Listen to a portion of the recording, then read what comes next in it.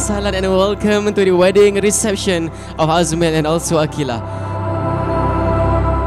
Ingin mengucapkan terima kasih yang tak terhingga kepada semua yang sudi datang hari ini untuk meraihkan hari bahagia Azmil dan Kila.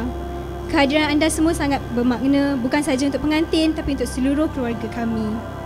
We always wondered siapalah yang will end up with Abang Mil yang 24/7 ada energy, suka menyakat orang and always got something to say. Even when tak ada siapa pun tanya.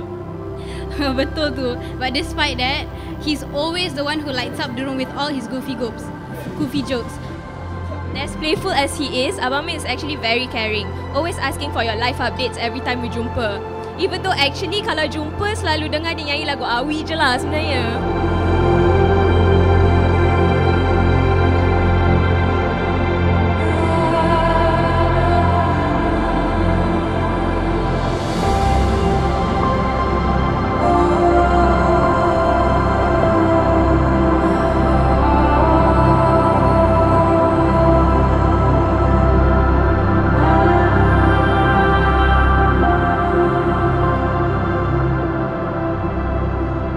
Azmil ni dia adik saya. Dia dari dulu memang banyak akal. Kadang-kadang kelakar tak kena tempat. Tapi hati dia baik. Dia minat main golf. Tapi itulah according to abah kita orang, bola banyak masuk longkang daripada masuk lubang. Tapi kita tahu hari ni dia strike good hari ni. Sebab apa? Sebab dia pilih Akila. 2-3 kucing berlari. Kucing Mel suka duduk bersila. Kini Mel bukan bujang lagi. Dah ada Kila si bidadari cinta.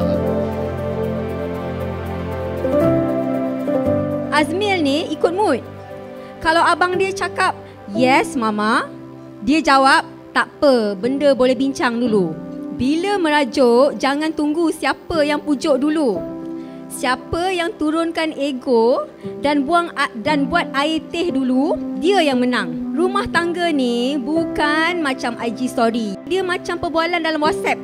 Typo pun boleh jadi isu besar. Kalau gaduh, jangan post kat status. Call je, kita orang boleh gosip sambil ngeteh. Jangan terkejut, tiba-tiba bangun pagi ada notification. You've been added to this group.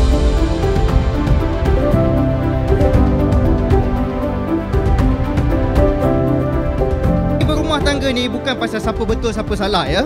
Tapi pasal siapa yang nak buat minum air teh bila dua-dua merajuk.